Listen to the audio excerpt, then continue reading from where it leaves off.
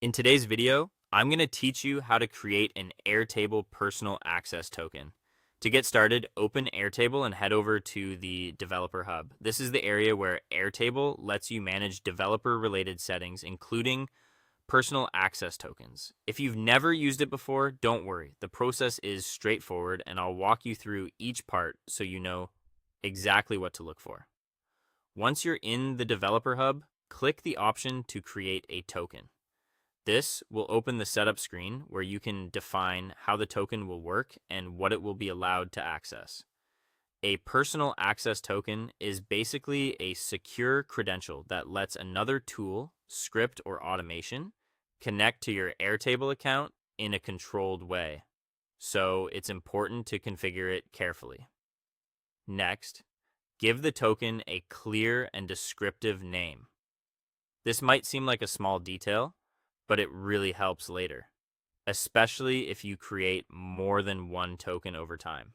A good name makes it easy to recognize what the token is for without needing to inspect every setting again.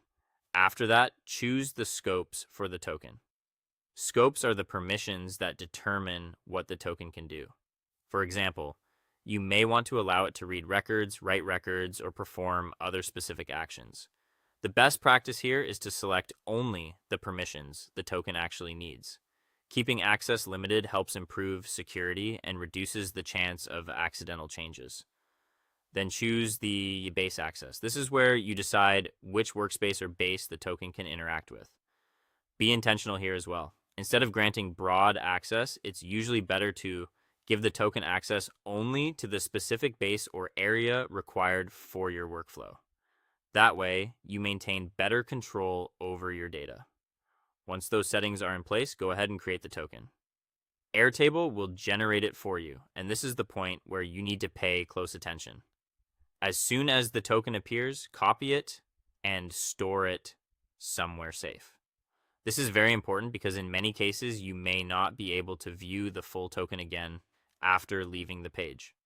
A secure password manager or another protected storage method is a good choice. Avoid pasting it into unsecured notes or sharing it in messages. And that's it. You've successfully created an Airtable personal access token, set its permissions, assigned its access, and saved it securely for future use.